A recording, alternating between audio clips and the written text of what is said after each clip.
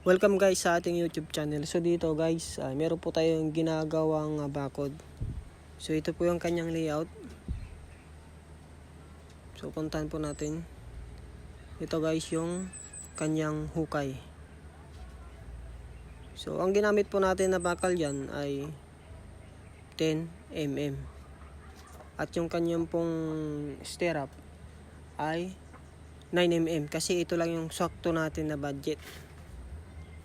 So ito yung pinaka-parilya niya guys.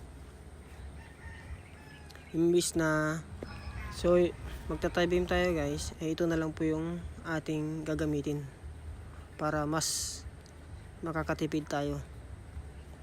So ang purpose nito guys, para matibay po yung ating asintada at nakakapit po siya sa poste. So yan yung kanyang purpose, pinaka lintel beam kumbaga ito guys. Kasi kung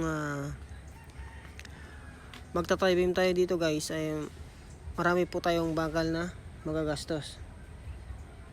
So ito yung parilya na sinasabi guys.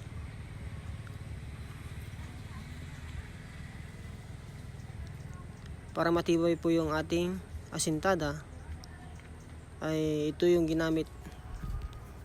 So ito yung C-bar, 9mm po siya. So imbis na arnilyo ay C-bar na lang para tayo po ay makatipid. Kasi nga po binabudget po natin yung ating pera sa paggawa po ng bakod. So yun nga guys. So makikita po na yung spacer nya ay 50 cm yung kanyang spacer. So lalagyan natin yung parilya hanggang sa dulo. So yan nga guys ang tinatawag na parilya. Lalagyan po natin ng dowels yan. Pag natapos po natin na na-assemble ito, lalagyan natin ng dowels para po sa asintada po ng ating bakod.